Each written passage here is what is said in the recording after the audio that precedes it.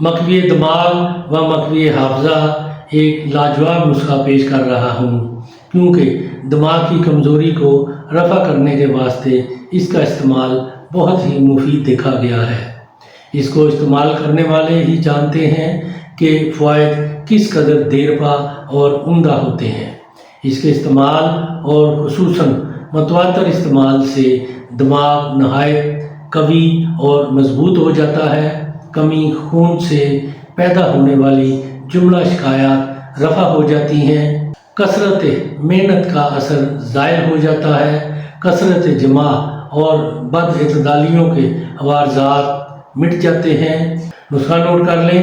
اشگند Nagori 500 gram, گھی دیسی 500 gram, دودھ گائے 5 کلو۔